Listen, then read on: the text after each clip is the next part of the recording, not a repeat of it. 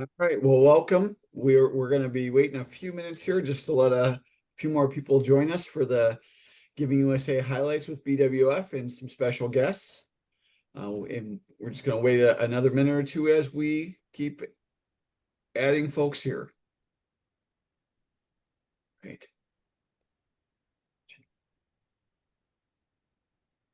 So welcome. We're still seeing the number click up a little bit here, and we'll let that keep going until we think everybody's safely made it in the room.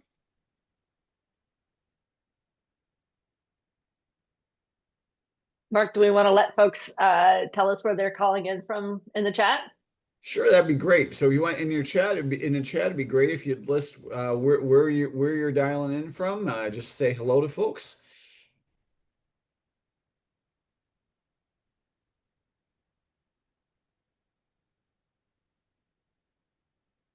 All right. So with that in mind, I think we're still climbing a little bit here, so I'm gonna just give it one more second. I know sometimes my own Zoom will spin as I'm waiting to enter a room, and I want to make sure we give everybody a chance to. So we'll get going here in just a second here. So. And again, people are listing where they're from in the chat. It's a great way to see who else is joining us today. It's a popular topic in the world. Right. All right. With that in mind, we'll move on to doing a little bit of housekeeping for us here. And with that in mind, we really want this to be a conversation. It's one of the reasons this year we opted to do this as a panel. So we're glad to have you join us.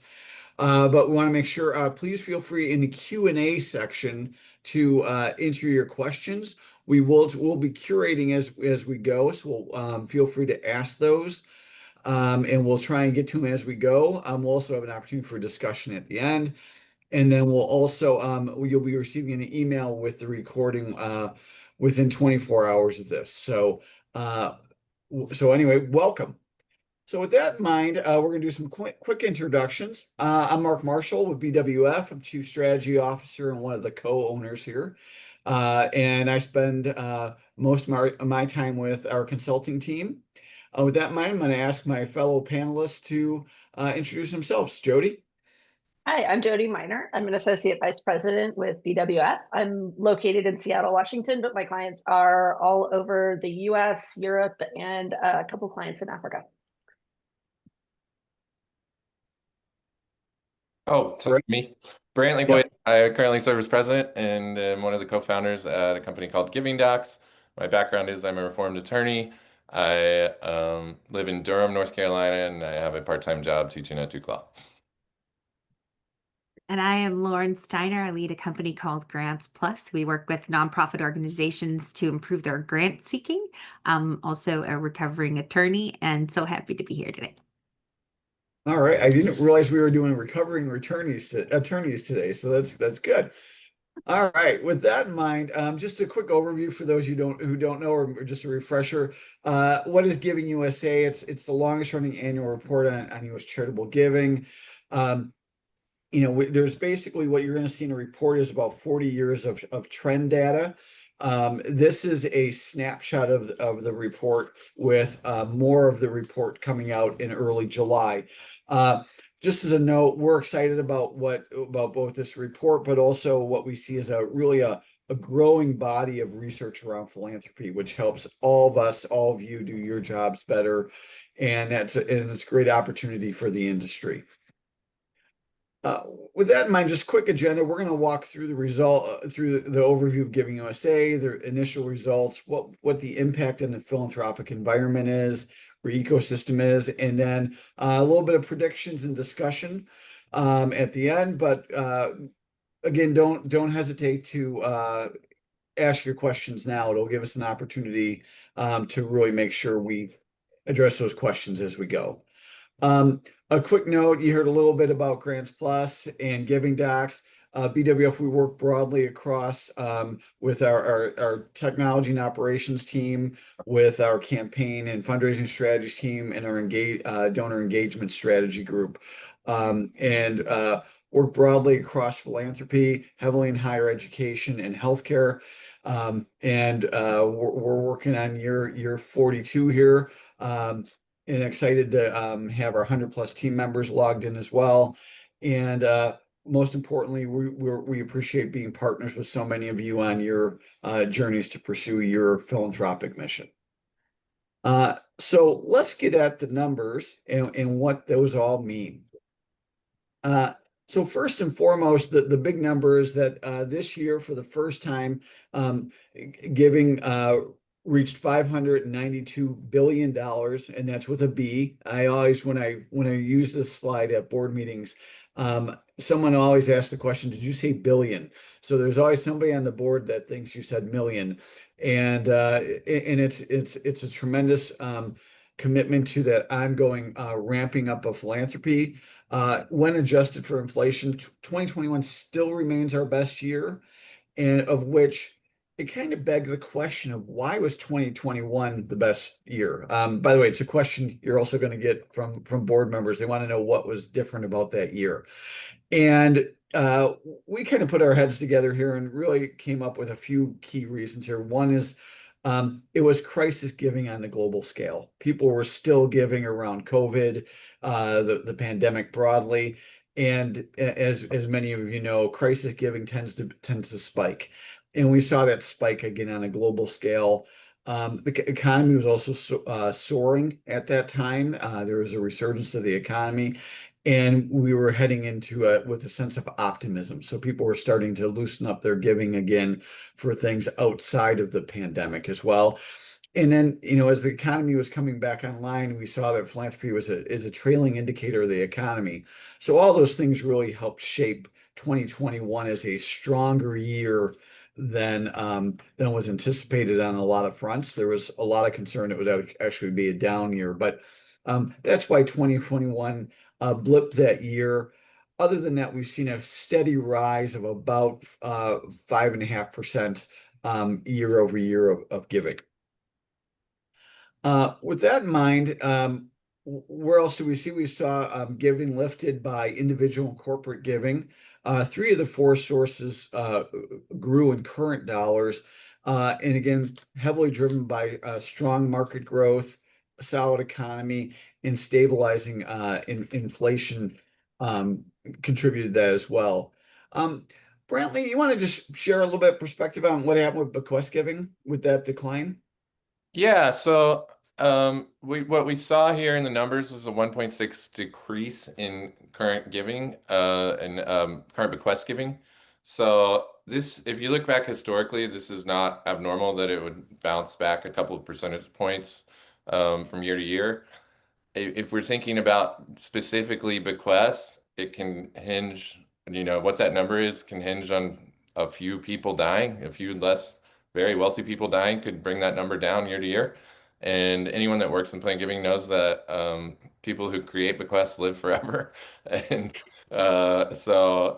we don't know that if this is part of a longer trend of bequest giving going down. I will say, coming from the plan giving industry and working with plan giving shops, plan giving departments now touch a lot of different ways of giving, which don't fall under bequests. So they're often dealing with stock gifts or donor advised funds, qualified charitable distributions, charitable remainder trusts, on and on and on. And also non-cash assets. And I think what we're seeing across the board is a trend up in planned gifts and the different types of planned gifts that are coming in the door. So I would give this a little time before we say that this is part of a larger trend of bequest giving, because it actually looks really good and bequest giving has been going up for some time now.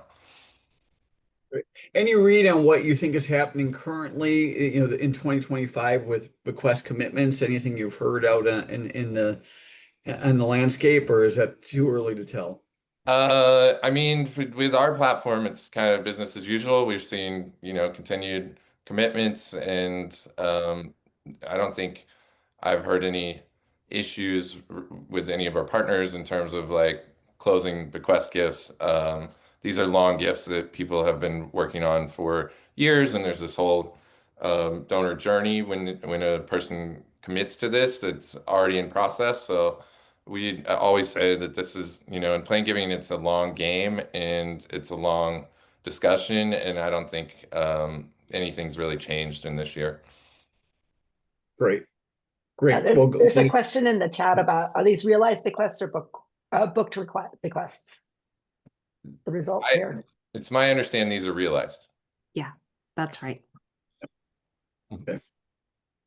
Yeah, and that's always the great challenge is it's a great question is what's being counted. The standards vary wildly from institution to institution.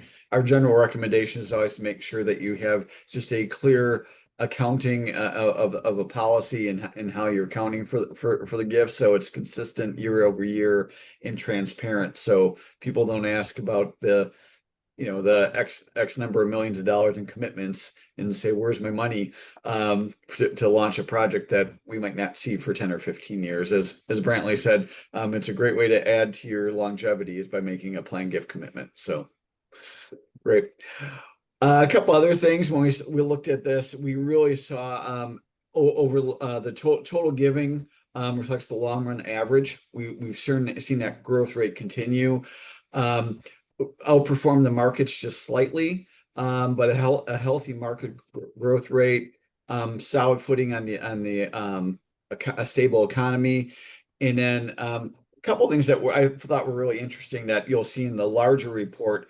There's a real consistency tied to growth rate between the markets, GDP, and personal income. It's amazingly commitment over a period of time. So as long as if you're looking to see kind of what's going to impact your giving, it's likely tied to that. If your donors are regionally tied, you might have some fluctuation based on what happens in a specific region if you're heavily tied to one industry or another. But overall, it balances out over a period of time. With that in mind, so let's talk about the giving environment. Individuals still remain the large majority of giving. That giving by individuals was 66% of the overall total, and it's direct giving by individuals. And this is a decrease from 10 years ago, but still a sizable majority. Corporate giving has become more a larger part of this, pushing up to 7%, again, the highest it's ever been in 40 years. And corporate giving is still the smallest share of our tracked resource. Lauren, anything you've been seeing with corporate giving? Yeah, it's so interesting actually, because corporate giving did reach a high, but it's more complicated than that because it was actually a smaller percentage of corporate profits because corporate profits reached a high last year. So it's sort of like corporate giving, even though it increased, it actually has a decline because as a percentage of what is possible to be given. What we're seeing out there, it definitely is reflected, I think, in the numbers, and that is that corporate giving has tightened in some ways. I think they're becoming more selective, more values driven. If you don't align with their values directly, you kind of don't have a good shot, and definitely more integrated with their business goals. Some other complexities of corporate giving is this measures corporate foundation giving, but there is corporate giving across so many channels in corporations, marketing budgets, ESG budgets, things like that. So if you are getting corporate dollars and hopefully, you're a good corporate partner, you're demonstrating the benefits to them, which is what's really important. So if you're getting those corporate dollars from a foundation, you might want to ask about other channels and how you could align with other channels at a corp. Great. We also looked at, again, individual giving was a key part of this. It did grow, just, you see the adjustments by inflation there, about 5%. There's still consumer sentiment was up strongly. One of the questions that somebody asked is what's going to be the impact of 2025?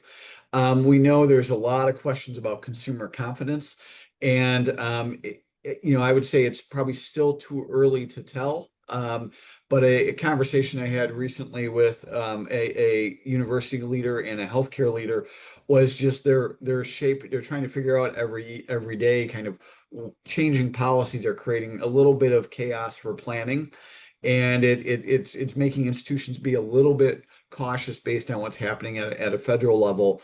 But hopefully, if we can keep that sentiment up, and that we keep good growth in the financial markets, it will continue to strengthen giving for this year as well. Interesting enough, mega giving was pretty consistent. That was one of the great questions. The impact of Mackenzie Scott and a few other people. There's some interesting studies out there about what that is. But they really dented Giving USA a few years ago with some really large giving. That was a noticeable blip. But that seems to be leveling now and be a little bit consistent with what's happened in previous years. Some other things when we looked at foundation giving, again, reached a current high and exceeded 100 billion for the third consecutive year in a row. Lauren, you spend a lot of time in this space. Thoughts on foundation giving? Yeah, I think it's so interesting and exciting, being that I focus on the institutional giving, that the share of foundation giving has been increasing so much and reached 19% this year.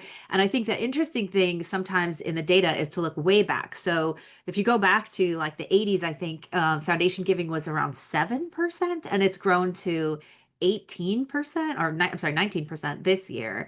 So that's a lot of growth. And I think when we think about what that means, it really reiterates something that I've always tried to practice. And that is, I think it means that more individuals are giving through foundations, are creating foundations for their families. And that is, it all aligns with that high net worth philanthropy that we're seeing across the board. I think, it helps them give strategically. It helps them give over time. There's lots of reasons that they're doing it.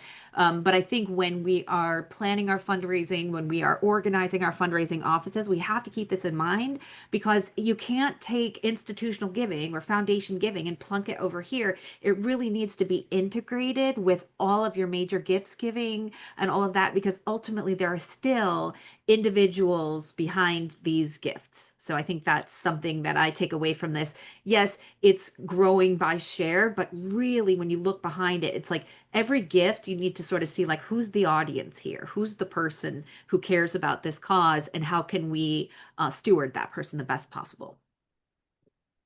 In Brantley, we have donor advised funds are showing up here too as well, right? From a giving for family foundations and community foundations, they're showing up here as giving to those here as well, right? I believe so, yeah. I think Lauren, I can yeah. answer that. Donor advised funds show up when the gift is made. So it shows up in actually gifts to foundations. It's in the uses side rather than this side. The gifts are not counted twice. They're counted the first time the donor makes the gift. So it's either to giving to foundations, giving to public society benefit, if that's like a Chase charitable, Schwab charitable, something like that, or it could be a gift to education if it's a DAF at an educational institution.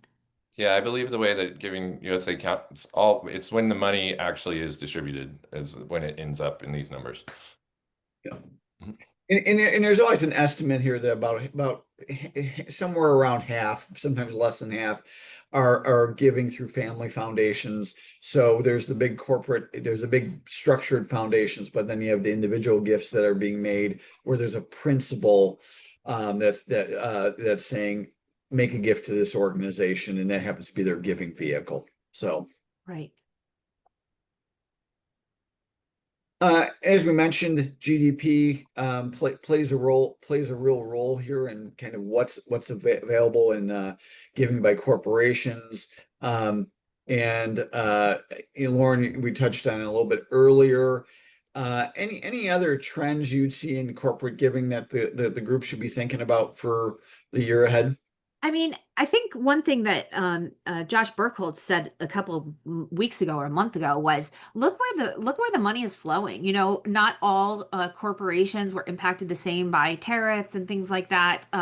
And there are industries, utilities, some tech industries, transportation that are doing really well. And so, you know, pay attention to those. And if you're doing fundraising from corporations, look to maybe those sectors that are performing well. But then also, I think people always want to know what's coming next year, and looking at GDP is a really good way because it's a very good indicator of how corporate philanthropy is going to go. And so far this year, gross domestic product looks really good. Great. All right. With that in mind, you know, just a couple other things if we're thinking about DAFs. Brantley, perspectives on DAFs? Yeah, and you know, I have my perspective is coming from the plan giving side, so there's, you know, I'd look at it through the lens of the upsides and downsides there. But I think, you know, and this is from a different study, that there's some trends in DAFs which are interesting. And when we first looked at the early numbers here in a smaller group, there was a lot of interest in DAFs. So I thought we could maybe point out some things that people may not be aware of. So DAF giving is growing quickly. 1 out of the 4 total DAF accounts have been opened after 2020. So this is quickly being adopted as a giving vehicle and growing quickly. It's on pace to have $1 trillion in DAFs by 2029. That assumes, of course, current GDP trajectory and a booming economy, but that's a significant amount of money in these things.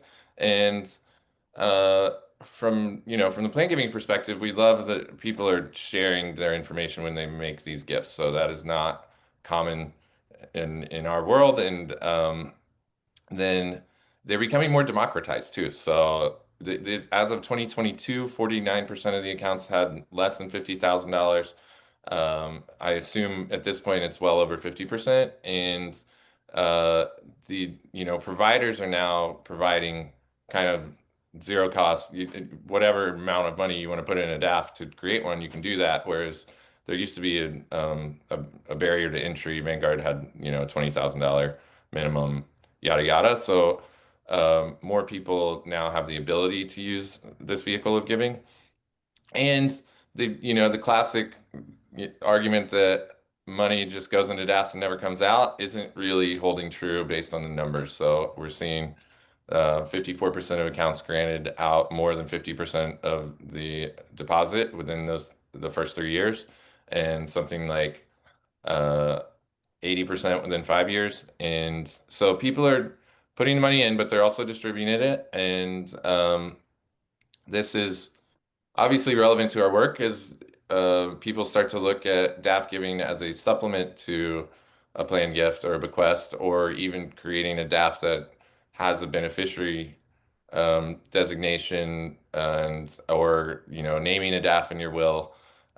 So I think we're going to continue to see growth in this area.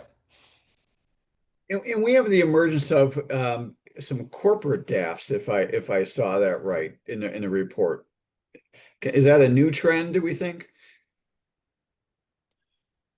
I think we'll continue to see it. It's new-ish, but I think they've been around for a few years, but it's growing, just like individual donor advised funds.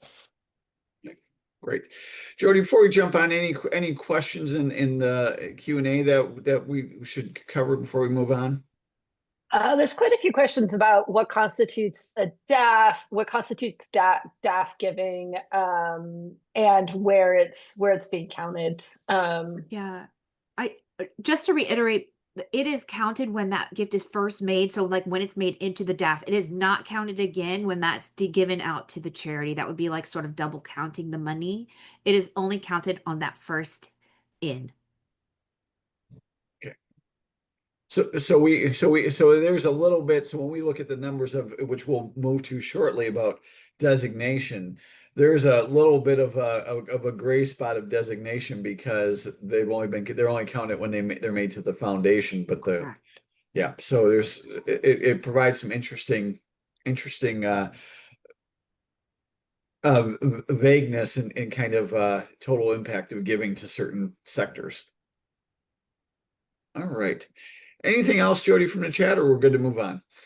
There's a question. Is there data on giving as a percentage of GDP? Do we have that? Yeah, it's consistently about 2%, I want to say is the number. It bounces stunningly not very much. It's about 1.8 to 2%. A lot of it, and that includes individual giving, looks very similar. There's some real consistency in what those numbers look like. If in the full report, I don't think it's in the shortened report, but the full report will come out in July.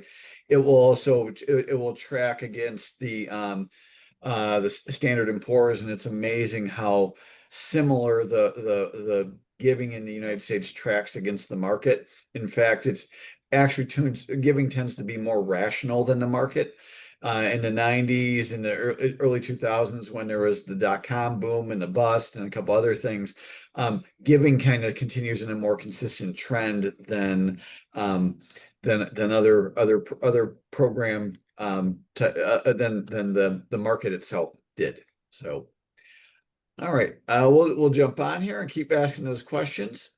So the sectors about where the dollars go, and there's some significant changes here. One of the things I wanted to call out here was that giving to individuals. As someone who's read this report for years, I always had the question, what does that mean? And giving to individuals is heavily given from, it's disproportionately in-kind donations by pharmaceutical companies to patients.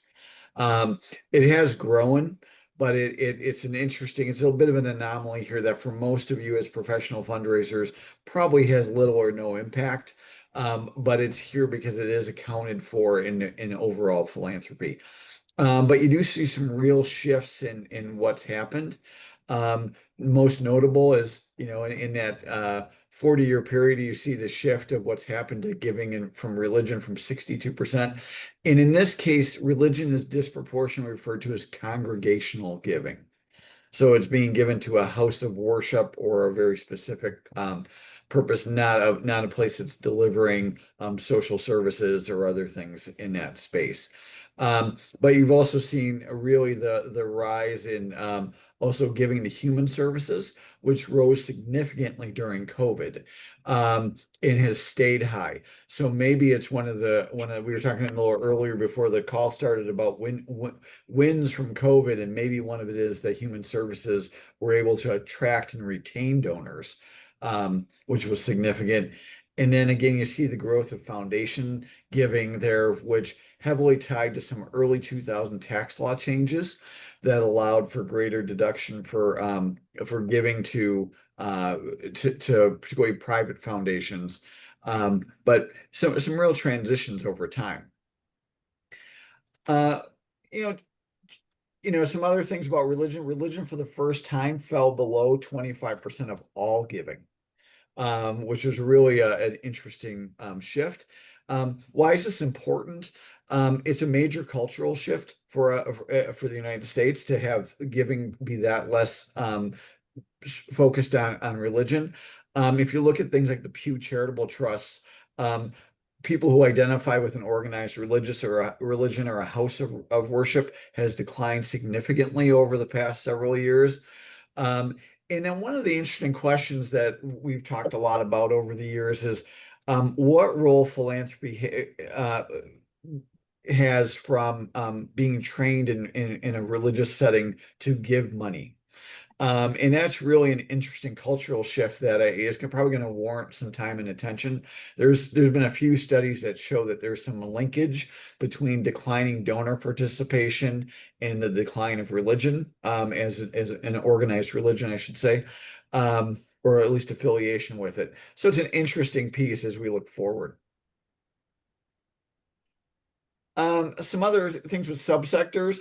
Some of the subsectors that had declined took a hit in 2022, 21, notably around international affairs, education, and public society benefit, really kind of rebounded back in 24.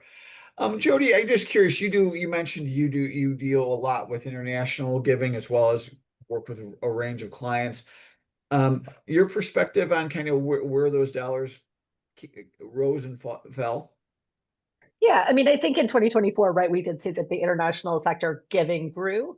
A lot of times giving, when you see changes in the sectors in giving, right, that's typically in response to some current events or some mega gifts or very large gifts or principal gifts that are made at those in those sectors. And so it's a little tough to see the impact of make any projections based on trends in giving over any one year. Though we have, you saw in the last slide, we've seen, for instance, international giving grow. It wasn't even on the pie chart in 1983, and now it's growing. And if I were to make a prediction, I suspect it'll grow even more in 2025. I think there's quite a bit of awareness of an interest in giving internationally right now. By the way, because this came up at the member briefing that we all participated in, someone's going to say, "Well, wait a minute. So 7 of the 9 are showing are rows, and if you look at the chart, it looks like 8." For the purposes of how Giving USA counts this, gifts to grant-making foundations, because it's less than 1%. In inflation adjusted dollars, would not count that as growth. It would be viewed as flat. So it was a question everyone had to ask. So I just figured somewhere someone's thinking that to themselves. Looks like 8. One's flat, 1 declined, and in 7 rows. Jodie, you want to talk us through a little bit of the groups that we saw double-digit growth in? Yeah, so I mean, we saw, as you saw in the last slide, right? Public society benefit, that being, organizations like think tanks and public radio and organizations like that, international giving and education all grow. And as I said, right, like a lot of that giving, a lot of that growth is often tied to current events or mega gifts or just corrections from previous years. And we had seen dips in a few of those sectors in previous years. So we would expect to see larger growth in this year. But I think what's really important there is that all 3 of those sectors, education, public benefit, and international affairs, those have all grown significantly since 1983, right? They've grown, somewhere between 5 and 10% each. And so those are just areas where donors feel like they can have an impact. And you're seeing more and more gifts going to support them. But again, it's what I said earlier is those long-term trends are more important than any annual trend to look at.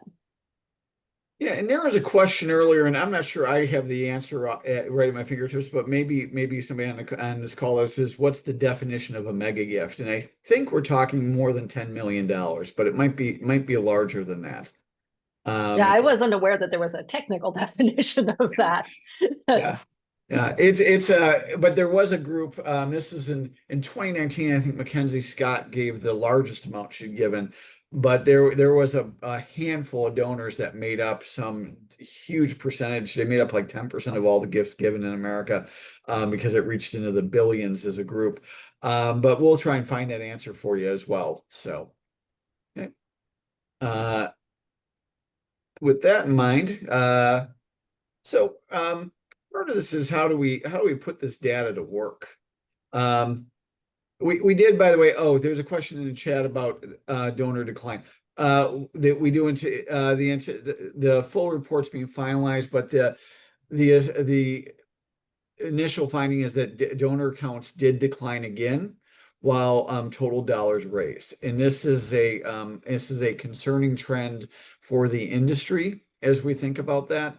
And it's driven, as someone who sat in a vice president seat, if I got to go to my boss and say that we missed our dollar goal, but we had more donors, that probably doesn't always make the leader of an organization feel good. But it is a concern for the industry that we have those declining donor counts. There's some hope and optimism around that. There's a lot of again, study being put into that. There's also some strategies that we can talk about as part of this conversation that are starting to see some really positive results. And with that in mind, we can jump to what some of those are. Do we have any other questions that we want to make sure that we can jump into here. Just looking at the questions, we'll try and get those as part of the question and answer portion. A couple thoughts about what to do with those. So that's the segue here with the engaging the everyday donor, those donor counts. We're really encouraging you to stay focused on maintaining the donor counts and or growing your raw donor counts through investment. When U.S. News and World Report stopped counting donor counts, donor alumni giving percentages as part of their formula, we saw that foot come off the gas, notably out of higher education. There was less of a drive because it didn't help with the rankings. I would tell you that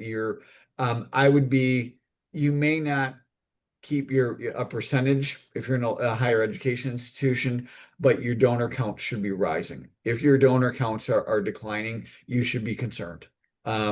We saw this first in elite liberal arts colleges that had great alumni participation, but they were raising more money every year from fewer people, and it was okay. But there was a point when those two lines and trends hit each other, and then they couldn't make up the money fast enough. So it's important to invest and expect that it's going to cost you dollars to gain donors, and you want to gain the right types of donors who can renew and get committed to your mission. We've said for years that loyalty giving by I'm giving because I owe you something is in steep decline.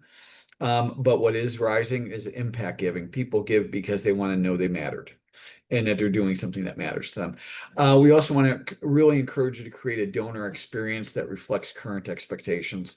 And I would say, don't worry about what your neighbors are doing. Most donors who are major donors are giving to at least 5 organizations in a significant way. And so one of those things is that donor experience might not be shaped by the organization or your competition 5 miles away, but they're being shaped by a national or international organization or some other organization that's creating a great donor experience. And I always say I learned one of my best donor experience things from a place that dealt with homeless mental health. They gave their donors an experience, and it was meaningful and impactful for them. But this matters to donors.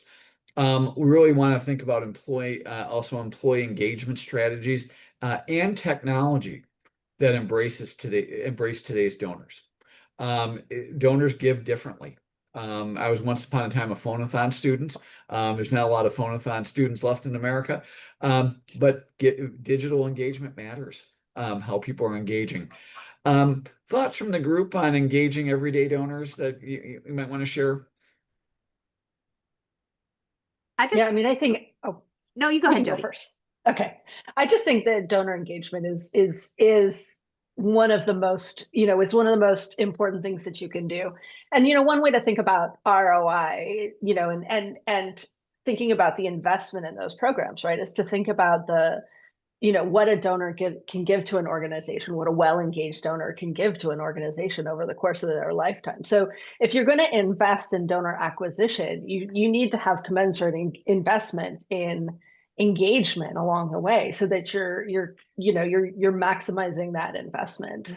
And also it creates just a much more vibrant community, and those donors that are more engaged can often be helpful in other arenas, including, volunteerism, or even not advocacy, but, advocating on your behalf. I was just going to say that Dusty in the comments talked about the estimate that donors declined again for the 4th consecutive year, and that this is not a sustainable long course situation. But I did hear that when they looked at political giving, which Giving USA does not track at all, but when they looked at political giving, there was lots of low-level and mid-level donors there. So to me, the dollars are there if we can align and speak to the purpose. And I know that when you're speaking with an individual who is wanting to give or is maybe interested in giving, it's about them, right? It's about defining how they define themselves, you know, kind of when you're communicating with them. So I think that there's still, I think that the political giving world tells us that there's still possibility out there. And then I love the points that Mark and Jodie both made about stewarding the donors, because the value is that lifetime of value with that donor. And so it's so much cheaper to keep a donor than it is to get a new donor. So doing your stewardship and helping them stay engaged. Absolutely. And I'll just add that it's an attention economy, and engaging donors is getting more challenging, and everyone is bombarded from every direction by everything.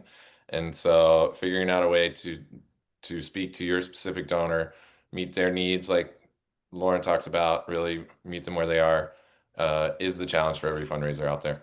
Yeah. You know, the other piece we're really encouraging is think about creating flexibility in giving.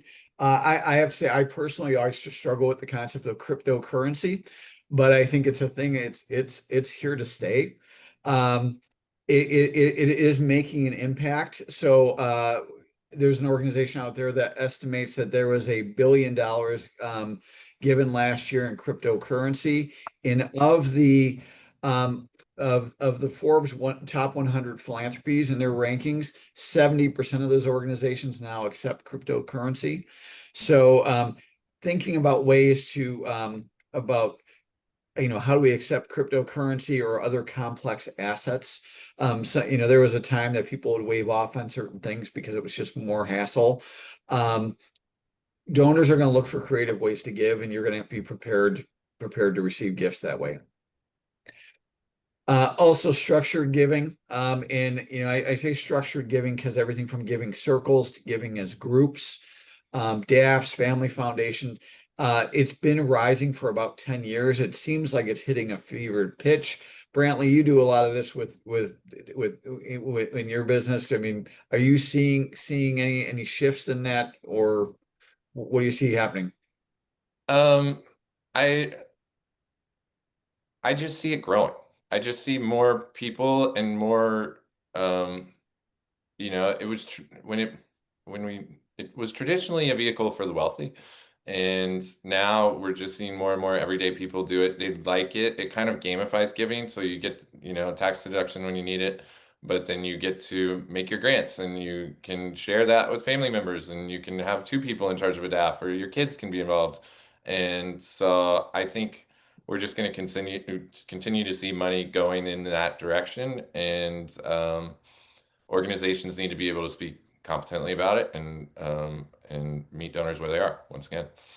And I think, And then, just to add, oh, sorry, go ahead. I did want to speak to the cryptocurrency thing. So it's interesting for those of you who do accept or are thinking about it. There's going to be good years and bad years, and that largely depends on if cryptocurrency is up at the end of the year or down. And the people that hold cryptocurrency will be looking to offload some to minimize their tax burden. So in 2024, it was well up, and we saw, you know, lots of distributions at the end of the year. And I think organizations just need to be in, you know, have a system in place to accept those gifts, regardless, because there's going to be good years and bad years, and you don't really know what's going to happen there. Just to jump on the DAF point too, I think I see it growing every year, and I still see nonprofits struggle how to handle DAFs or how to raise money from DAFs. That it's like they want it to be something that it's not. They want it to be either a foundation or an individual gift. It's not. And there are really simple things to do, and the lowest hanging fruit in my book is stewarding your DAF donors that you already have. And I see a lot of organizations not doing that. Yeah, it's a great point, Lauren. And we built our team out for engagement, that to add a teammate that focuses heavily, a teammate named Angela Altamore, about donor relations, because we think it's so important to the donor count issue. But part of it is being sophisticated enough as an organization that you steward the donor organization, the community foundation, but also really focus on the relationship. And a lot of places struggle with it, about who's the donor, and they get into technicalities, and we really want people to be successful in this space. Go ahead. I was going to say in that last bullet, right? Donors may want to fund your organization differently. I think another thing that we're seeing a lot of, right, is the rise of impact investing, where donors want to make, below market rate loans or, forgivable loans to small businesses and micro enterprises. And so it's not true philanthropy, but we're definitely seeing that being a growing sector and a growing opportunity. Yeah, a quick question, and maybe somebody other than me can answer is, are there organizations like Chariot, DAF Pay, or and donate stock for cryptocurrency? Does anyone know if there's a resource out there? Yeah, there's a Giving Block and Given. There's a few others now, I think. But those are the two largest that we've worked with in the past. Great. By the way, in item number 3 here, one of the pieces that goes with is Jodie said, how people are giving. This was happening pre-COVID, and I think COVID sped it up, is that people are looking at, they want to understand an organization's business plan and the impact. So they're giving differently to force those behaviors on organizations. When we do feasibility style campaign planning interviews, we learn a lot about what donors think about the organizations and nonprofits in general. And they want to see business plans, and they want to jump in to strengthen and encourage the right growth. They don't want to have to support them forever. So that's part of a growing trend you're going to see, is donors being far more prescriptive about how they're going to give. And some of that's the types of different type of giving they're going to loan. They're going to loan, they're going to do matching grants, certain things like that. Last one before we jump to some predictions here, and Jodie, if you can take a quick scan of the questions, that would be great. One of the things you're going to see in the full report, there's a lot of talk about that transition. For the greatest generation, to be honest, is dying. There's fewer and fewer World War II vets available, and even the boomers are now old, and their giving behaviors are changing. One of the things we really encourage you to think about is, what does your donor base look like now? And what does it need to look like? Because you need to start making those shifts in your strategy and how you're engaging donors. I would say one of the things that we see sometimes organizations in crisis is where they're too slow to prepare for the future. And they're seeing part of that in declining donor counts, that literally some of their donors are dying, but also that consumer behaviors are changing. You need to be preparing for the future of your donor counts. And the last piece is, this group of younger donors really want greater clarity around the impact of your organization. They want to know what you did, and they want to have those stories that support that. Other thoughts from the group?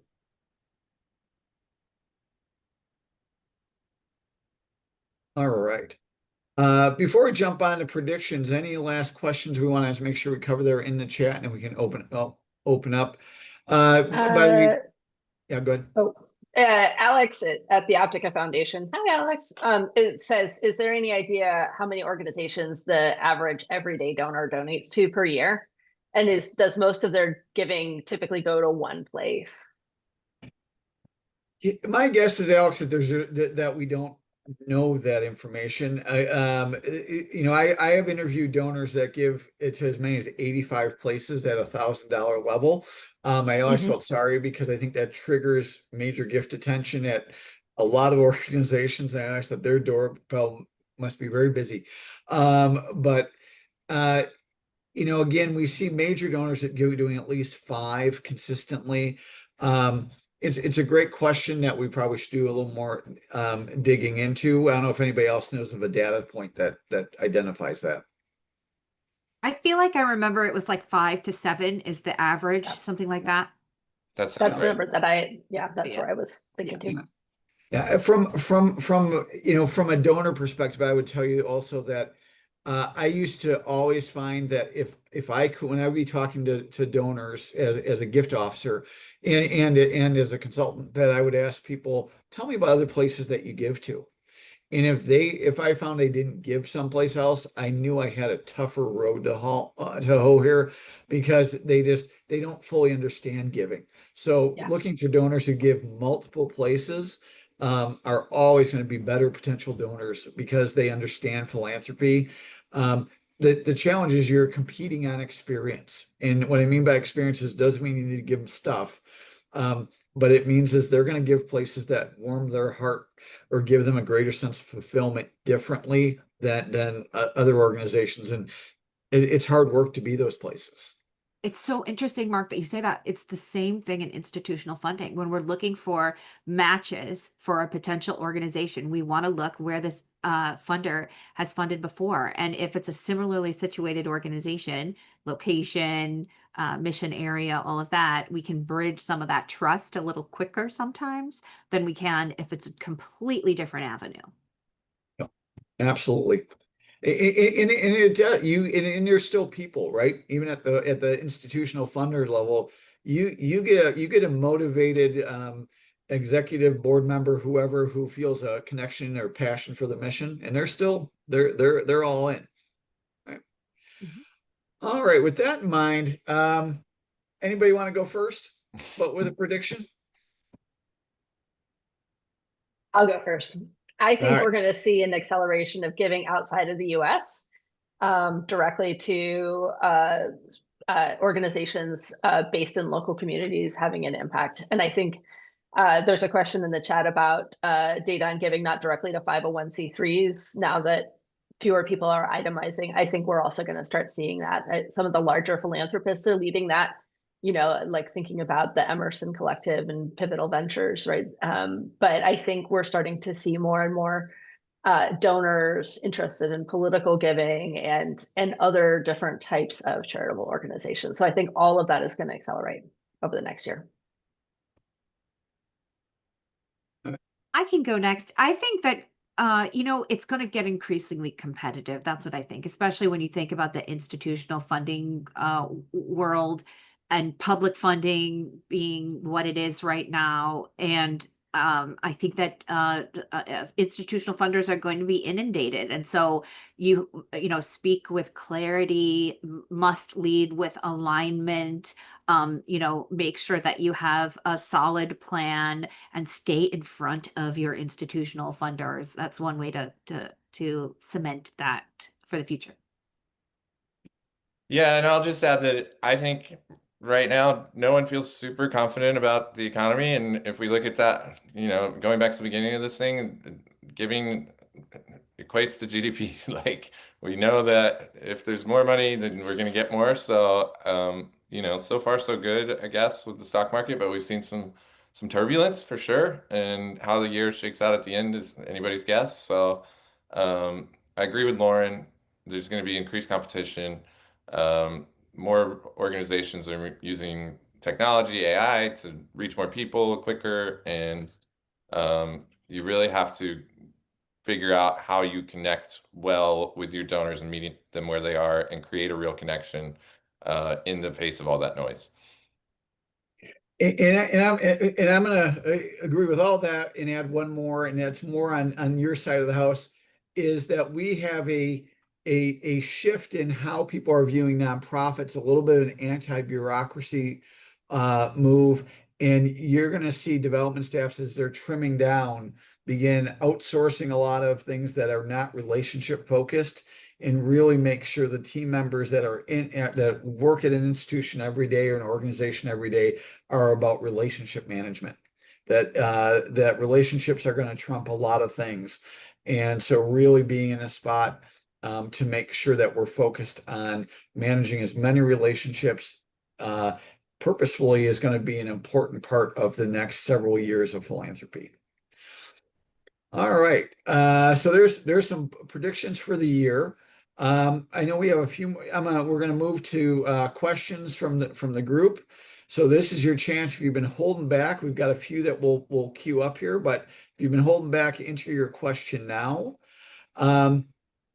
So one of the questions in here is is there any plans to further segment environment and animals, since animals get so much less than the environment?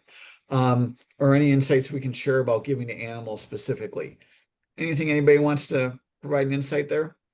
The only insight I have is I don't think that they are planning on separating those. So it's too bad, and I'm sorry that you can't get, specific information that you need out of this, but there is some reason it's beyond my pay grade, but they are connected. Yeah, and it's an interesting spot when we look at the environment and animals, is we have a crossover of people who enjoy the environment from different angles, and they have some shared values, which is really about making sure we have a healthy environment. How they interact with it varies wildly, but likely not to separate those out. But it's just a large bucket, unfortunately. No. Other questions in here. There's a question on, how do you see trends in people giving to causes versus people giving to organizations, right? They're pointing out that this is a new donor landscape and people really want to see results, and that impact giving versus loyalty giving. Yeah. There's a question here. If you only had one area to really focus in on, would you build the base of donors or stewarding current donors? Sounds like stewarding donors is what we were recommending as the priority. I honestly don't think you have the luxury of doing one, because the reality is donor retention. I think the donor retention number will come in just slightly below 50%, when we look at all donor retention. And there's certain places that's stronger, but so it means that every year we've got to look at acquiring and reacquiring donors. Base level giving, annual giving has become much more complicated. It's a lot of my teammate James, who is exceptional, focuses heavily on the omni-channel. They've had some luck, by the way, with they've seen actually growth in donor counts at several of the higher ed institutions that they've been doing work at. So it gives me cause for optimism that this is not a guaranteed decline, but it's really about balancing your investment, and that's going to be an important part of really complex annual giving and base level giving into the future. It was where, as a young gift officer, I got to play with the annual fund at my first job. I did a great job with it, to be honest, but I couldn't do it today. It's far more complex. And handing that over to someone very junior in their career without a lot of support, I think is a risk for a lot of organizations as they think about the future. So, Yeah, we advise clients all the time, that annual fund, your individual giving, that's your bread and butter, that's your evergreen gifts. It's so important to give that care and feeding that it needs. There's a question in here, Jodie, about someone works for a UK charity that works in rural Kenya. What would we recommend about expanding their reach in the US? Are there when we think about international nonprofits that are expanding into the US, or I would say organizations in the US that are looking for a national footing, what would you recommend? Yeah, I mean, I think that as with anything, relationships matter. So starting to, leverage people who are interested in giving in Canada, to support organizations in Kenya, are often well networked and know sort of who's doing good work on the ground, and you can get to know those donors, through partnerships and through other ways. So if you're a UK based organization doing work in Kenya, I would look at your board members, look at your key volunteers, look for connections to people in the US, and maybe consider doing some trips to the US to get in front of people and start building those relationships, telling your story, helping people connect to the work, taking donors to see the work. All of those things are really important, and becoming more so these days. I think donors really want to, make sure that as much of the money is going possible to the local communities. And so you would also really want to emphasize that. Yeah, and that's a great segue to a question that somebody asked about what we're seeing as most effective methods for donor engagement. People really want transparency.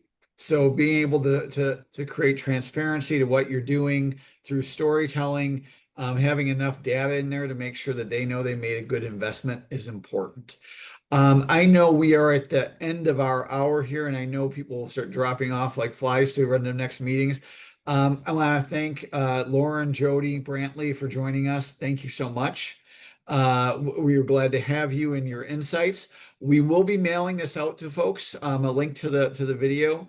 We have a webinar coming up for BWF in the coming weeks about unpacking the data behind hybrid fundraising performance with Elizabeth Dolhoff Brown, who's a member of our team as well as at Dartmouth, and then folks from University of Illinois and the Lilly School. So you can click on that to register and feel free to reach out via email. And thank you for taking time out of your day. And we will try and answer questions via email as we move forward. So thank you all. Thanks, everybody. Thank you.